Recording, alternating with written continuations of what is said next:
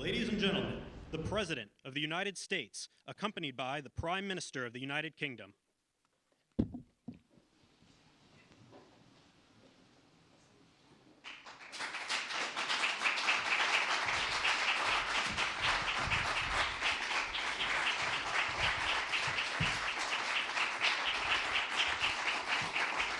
Thank you very much. Thank you very much. Great honor.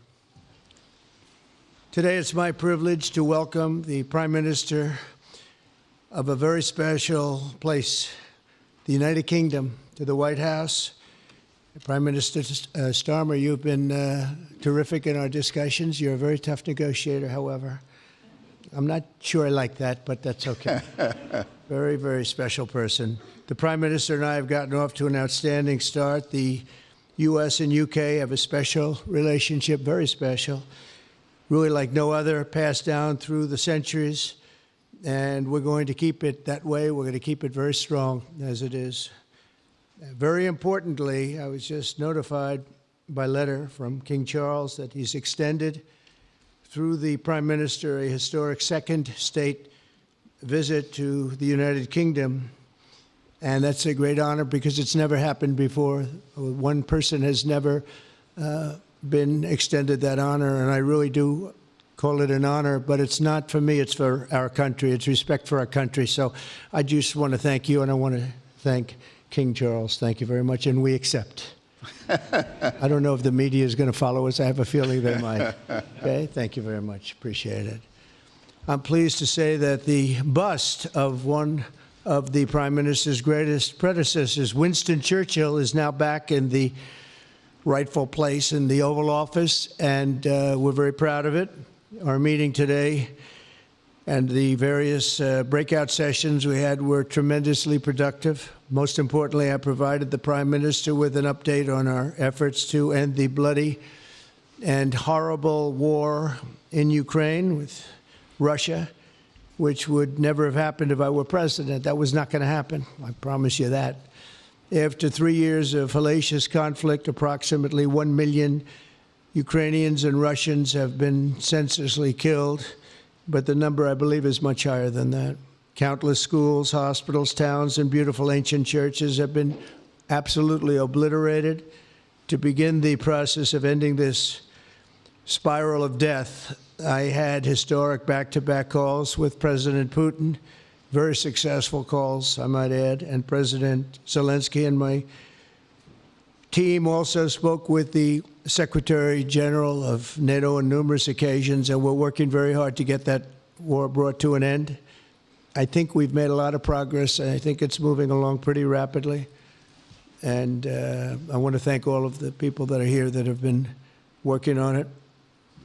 And we'll let you know what happens. It'll either be fairly soon or it won't be at all. In addition, this week I met with President Macron of France, as you know, and held talks with members of the G7. Tomorrow, the progress toward peace will continue when President Zelensky visits the White House.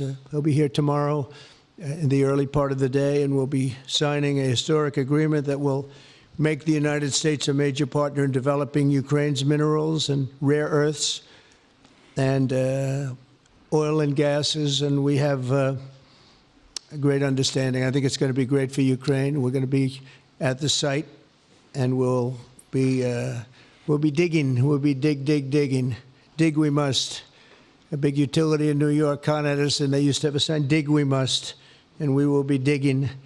But much of the European aid to Ukraine has been sent in the form of loans for which they expect to be paid back, and we didn't have that honor under the Biden administration. He sent money, or just sent it money after money after money, and never had any knowledge of ever seeing it back. Maybe $300 to $350 billion, but under the breakthrough agreement, very unusual, which everyone said was difficult to get, but it's really very good for Ukraine and very good for us. The American taxpayers will now effectively be reimbursed for the money and hundreds of billions of dollars poured into helping Ukraine defend itself, which by and of itself is a very worthy thing to do. We've paid far more than any other country, and with most of our support, it's been paid in military, the finest weapons anywhere in the world.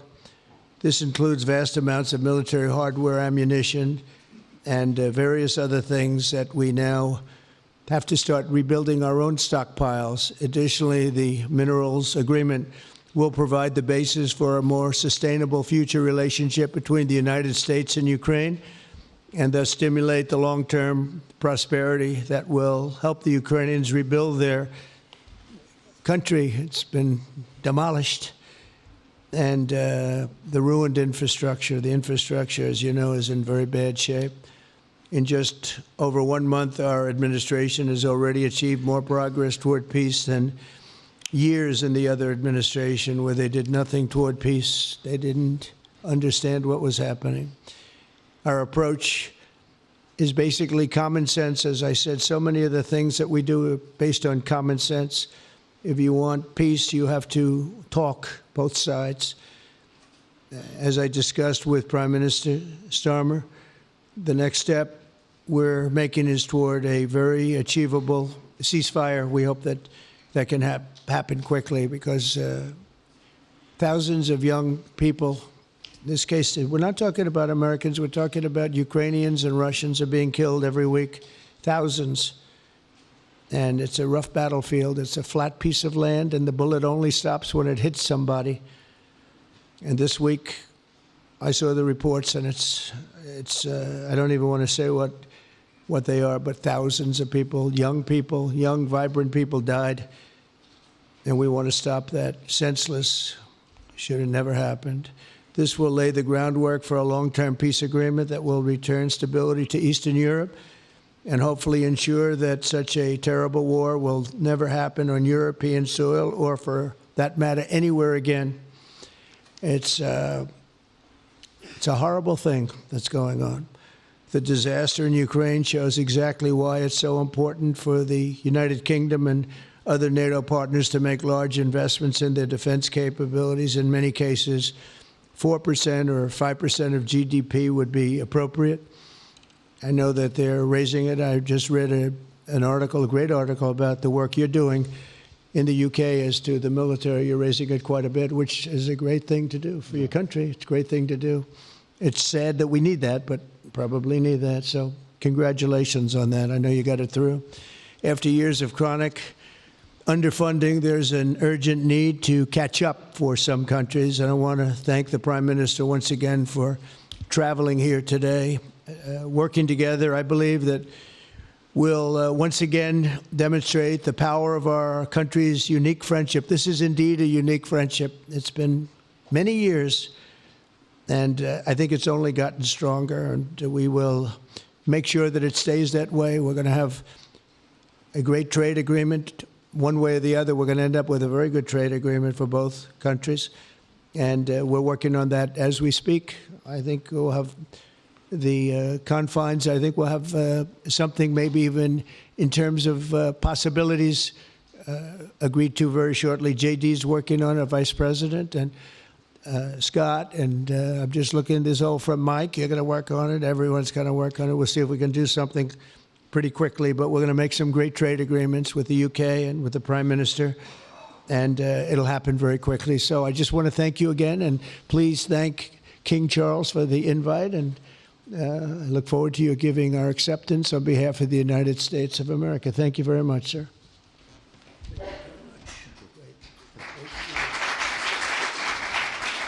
Thank you. Well, thank you very much, Mr. President. Thank you for your hospitality. Thank you for your leadership. This has been a very good and very productive visit. And with your family roots in Scotland and your close bond with His Majesty the King, it's good to know that the United Kingdom has a true friend in the Oval Office. And it was so good to see the bust of Winston Churchill back in its rightful place just a moment ago.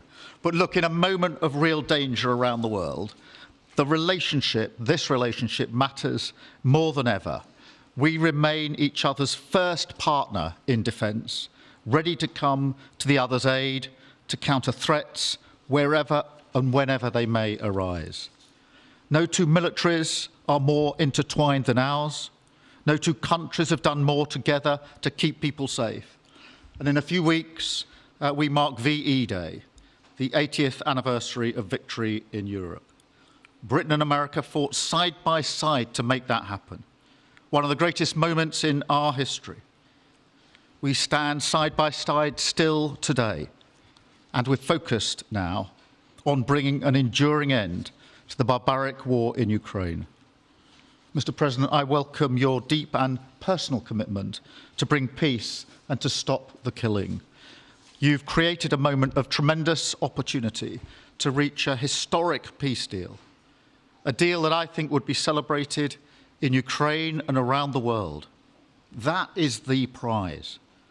But we have to get it right. There's a famous slogan in the United Kingdom from after the Second World War. That is that we have to win the peace. And that's what we must do now. Because it can't be peace that rewards the aggressor or that gives encouragement to regimes like Iran. We agree history must be on the side of the peacemaker, not the invader. So the stakes, they couldn't be higher. And we're determined to work together to deliver a good deal. We've discussed a plan today to reach a peace that is tough and fair, that Ukraine will help shape, that's backed by strength, to stop Putin coming back for more. I'm working closely with other European leaders on this, and I'm clear that the UK is ready to put boots on the ground and planes in the air to support a deal, working together with our allies, because that is the only way that peace will last. Mr. President, in this new era, you're also right that Europe must step up. And let me tell you now, I see the growing threats we face, and so the UK is all in. This year we'll be giving more military aid to Ukraine than ever, and just this week I've set out how we're shouldering more of the security burden. We're already one of the biggest spenders in NATO, and now we're going much further, delivering Britain's biggest sustained increase in defence spending since the Cold War. This isn't just talk, it's action, rebalancing the transatlantic alliance, making us all stronger, and standing up for our shared values and shared security, as Britain always has. And Mr. President, it's no secret we're from different political traditions, but there's a lot that we have in common. We believe it's not taking part that counts. What counts is winning. If you don't win, you don't deliver. And we're determined to deliver for the working people of Britain and America, who want and deserve to see their lives improve. So we're both in a hurry to get things done, and that's what the UK and US do when we work together. We win and we get things done. So we'll do what it takes to keep our people safe. We'll also work together to deliver some big economic wins that can benefit us both. We have a $1.5 trillion invested in each other's economies, creating over 2.5 million jobs across both economies. Our trading relationship is not just strong, it's fair, balanced, and reciprocal. We're leaders together in so many areas, ranked 1 and 2 in the world as investment destinations, 1 and 2 for universities, 1 and 2 for Nobel Prizes, 1 and 2 in golf as well, by the way. And we're the only 2 Western countries with trillion-dollar tech sectors, leaders in AI. And look, we take a similar approach on this issue. Instead of over-regulating these new technologies, we're seizing the opportunities that they offer. So we've decided today to go further, to begin work on a new economic deal with advanced technology at its core. Look, our 2 nations together shaped the great technological innovations of the last century. We have a chance now to do the same for the 21st century. I mean, artificial intelligence could cure cancer. That could be a moonshot for our age. And that's how we'll keep delivering for our people. There are so many opportunities. Keep our nation strong and fulfill the promise of greatness that has always defined this relationship. Finally, to underline the importance of this bond. It was my privilege and honour to bring a letter with me today from His Majesty the King, not only sending his best wishes, but also inviting the President and the First Lady to make a state visit to the United Kingdom, an unprecedented second state visit. This has never happened before. It's so incredible, it will be historic.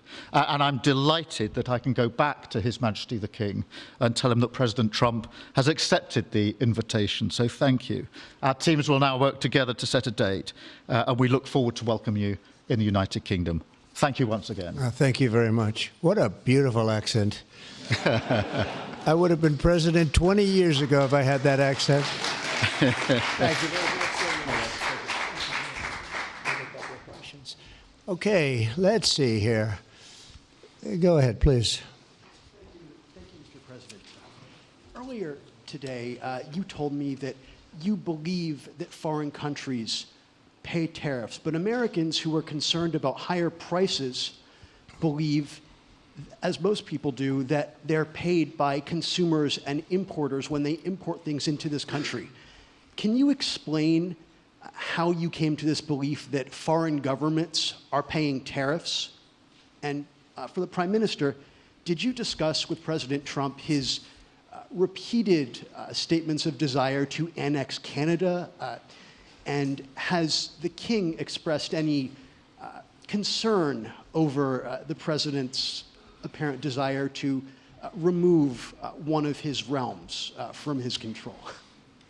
So I'll go ahead. The first part, the tariffs are necessary because we've been treated very unfairly by many, many countries, including our friends, friend and foe. But we've been treated very unfairly in trade at levels that nobody's really ever seen before, and especially under the Biden administration, they really took advantage of the United States. I put massive tariffs on China during my 4 years. We had the best economy in the history of our country. Probably the best economy, maybe the best economy in the history of the world. And I used tariffs to even things up. And in particular with China, we took in hundreds of billions of dollars and we had no inflation. And it's a myth. It's a myth that's put out there by foreign countries that really don't like paying tariffs, and especially to even up. So we've been treated badly by a lot. We're using tariffs. And I find, and you just have to look at the numbers, but I find that it's not about inflation, it's about fairness, and the inflation for us has not existed, and I don't think it's going to exist. We're going to bring our car industry back, we're going to bring our chips back, we're going to bring so many things back to our country, including pharmaceuticals and drugs, and the thing that's going to get us there is tariffs. And I say often, it's my favorite word in the dictionary, but I always preface that by saying now, because I got into a lot of trouble with the fake news where they say that's not good, so I say God, love, family, wife, they're all my favorite words, but tariff is about number 4 or 5 on the list.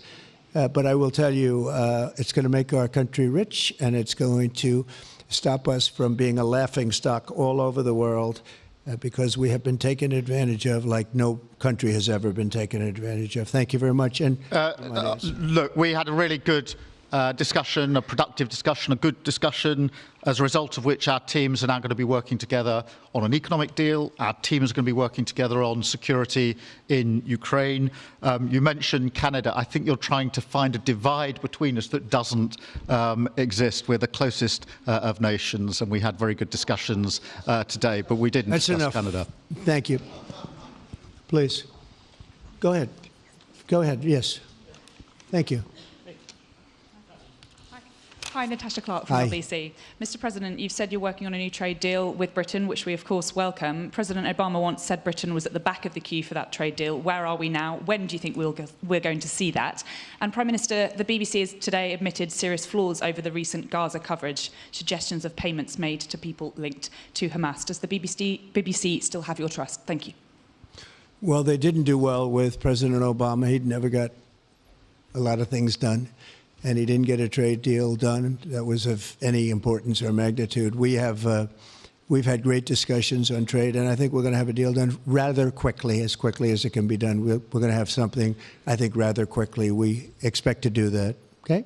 Please. On the BBC, look, I've been concerned about the programme in question. The Secretary of State had a meeting with the BBC. I think it was yesterday, it could have been the day before. Thank you. Jeff, go ahead. Thank you, sir. Pardon me. Mr. President, do you support Article 5 of the NATO treaty? And are you concerned that it might be triggered if European peacekeeping forces end up in Ukraine? I support it. I don't think we're going to have any reason for it. I think we're going to have a very successful peace, and I think it's going to be a long-lasting peace. And I think it's going to happen hopefully quickly. If it doesn't happen quickly, it may not happen at all. And we want it for two reasons. Number one, I want to see on a humane basis, I want to see soldiers stop getting shot, because largely it's soldiers now. Towns have been obliterated, but it's largely that. And I don't want to pay billions and billions and billions of dollars, nor does the Prime Minister or anybody else, on a senseless war that should have never happened. And we're going to get it taken care of. But I think it's going to be a peace that's going to be long-lasting. Do you have a question for the Prime Minister? Thank you. Mr. Prime Minister, you were asking the President today about a backstop for Europe if the peacekeeping force ends up in Ukraine. Did you feel like you got a satisfying answer for yourself and for Europe? And Mr. President, if you want to comment on that as well, please do. I thought we had a very productive discussion. Obviously, as the President says, the deal has to come first. But yes, our teams are going to be talking about how we make sure that deal sticks, is lasting and enforced. So our teams will be talking about that. Okay. Please, Blue. Mr. President, some experts think it could take more than a decade to mine the precious minerals from Ukraine. How much should the U.S. expect to receive, and when do you expect to see that come to fruition? Well, we're never going to know that answer, but by our being in Ukraine and doing the exploration and also the digging and taking the rare earth, which we need in our country very badly, we'll be doing a substantial amount of work, probably about at least what we have in there, and we hope to be able to do that. You never know when it comes to that. You know, you dig and maybe things aren't there like you think they're there, but we'll be spending a lot of time there. It'll be great for Ukraine. It's like a huge economic development project, so it'll be good for both countries. Okay? Please. Prime Minister, excuse me, Prime Minister, you've talked about putting British soldiers' boots on the ground in Ukraine in the event that President Trump succeeds with his peace deal. But can you do that without a firm assurance that America will have our back in the form of some kind of security guarantee were Putin to breach that agreement? And Mr. President, tomorrow you're seeing President Zelensky to sign this deal on minerals and energy that could be hugely important to the United States. Will you take the opportunity to apologize to him for calling him a dictator while praising Vladimir Putin, who is a dictator? Well, Robert, let me start by saying I've been really clear today and previously that I think that European countries, including the United Kingdom, need to step up in our own defence and security. We've been doing that in recent days. You saw the announcement we made on spending just the other day. In addition to that, I've made it clear that the United Kingdom will play its full part in ensuring that if there's a deal, and we hope there is a deal in Ukraine, that is a lasting deal that sticks. And we're obviously working with other European countries on that, France and NATO in particular. But I think I'm hosting 18 countries on Sunday to further our discussions. You heard from the President this morning that, you know, as historically has always been the case, we have each other's backs. And today we've been talking about the deal, how that will be a lasting deal. And coming out of this, our teams will now be talking in detail about that. And I think we're going to have a very good meeting tomorrow, 11 o'clock. And I think we're going to have a very good meeting tomorrow morning. We're going to get along really well, okay? We have a lot of respect. I have a lot of respect for them. We've given them a lot of equipment and a lot of money, but they have fought very bravely, no matter how you figure it. They have really fought. Somebody has to use that equipment, and they have been very brave in that sense. Yeah, please, go ahead.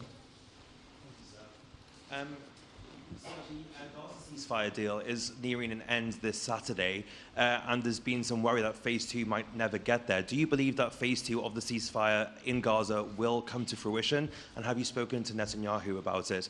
And for the Prime Minister, this peacekeeping deal has been pushed forward by the UK and France as well. Have you been in discussions with any other European countries to join this initiative? And are you expecting Commonwealth countries to also join the effort? Thank you. So we're working very hard in the Middle East and Gaza and all of the problems, and it's been going on for years and years and centuries and centuries. It's a tough neighborhood, but it could be a very beautiful neighborhood, and I think we're going to come up with some pretty good solutions. But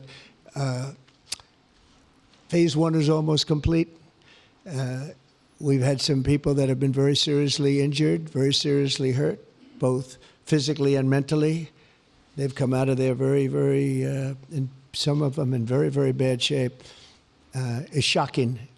Many young people aren't in bad shape. Young people are strong, healthy. They don't die. People have come out dead, young people and old people. It's a rough situation, but I think we're going to make it much better, and I think that we've had a huge impact on that since we've been in just the 4 weeks. I think we've had a huge impact on Gaza, the Middle East, and we have some pretty good talks going on concerning lots of other people that are going to make it better. So we'll see what happens. Nobody really knows, but we'll see what happens. But I think we've had a very positive impact. Prime Minister? Yeah, on the question of the European countries, yes, I've spoken to a number of countries, particularly in the last few weeks. We had a meeting in Paris last week. I've got a meeting on Sunday with 18 countries to further our discussions. Obviously, we've been talking quite intensely to our French colleagues and to NATO, but to other countries as well, because, as I say, I think it's important for European countries, including the United Kingdom, to step up and do more in the defence and security of Europe and our continent and the United Kingdom, and we'll do so. Well, we're talking to a number of other countries.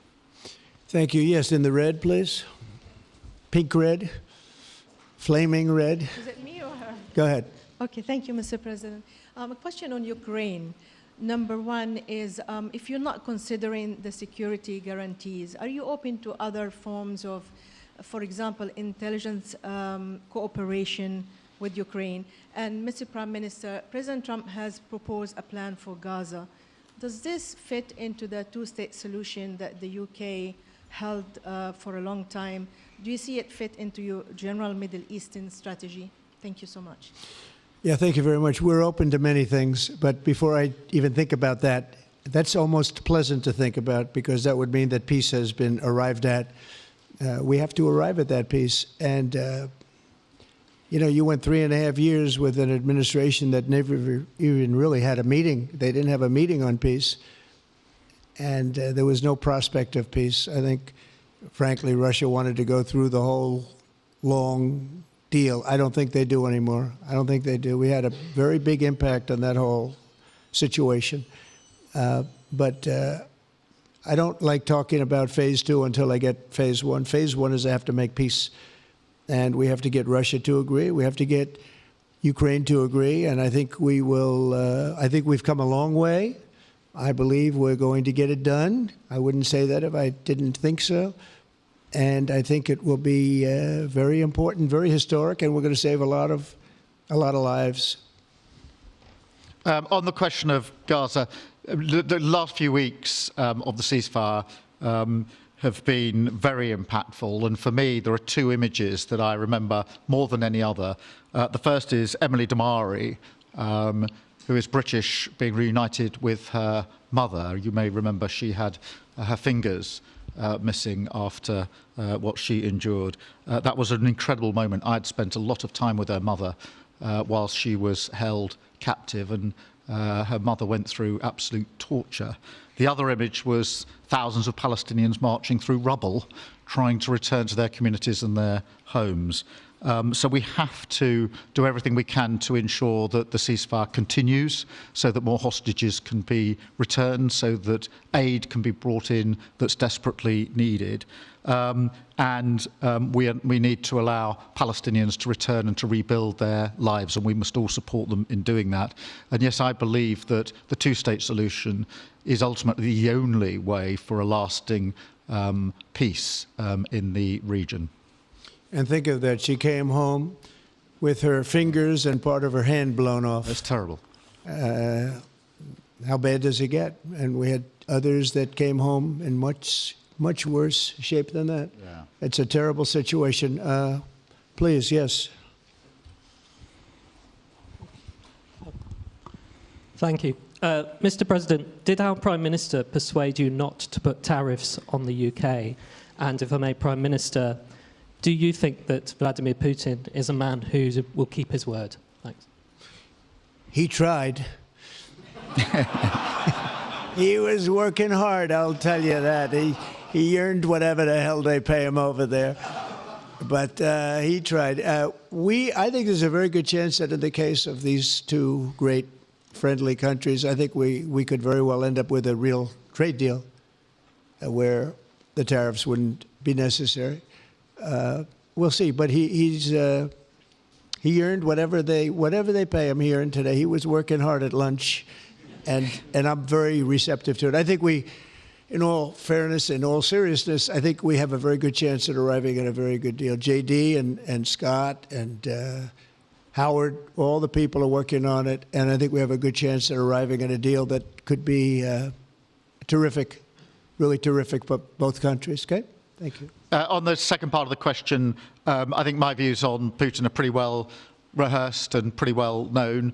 My concern is that if there's a deal, and I hope there is a deal, that it must be a lasting deal, that it's not a temporary measure. And that is why I think it's really important that Putin knows that this deal, a historic deal, which I very much hope comes about, is there, and it's a lasting deal. And that we're able to deal with any inclination he has to go again or go further. I think we'll have two deals. I think we'll have a deal on ending the war, and I think we're going to end up with a great trade deal with you. And it's an honor to be with you, and I want to thank everybody very much. Thank you very much. Thank you. Thank you very much. Thank you.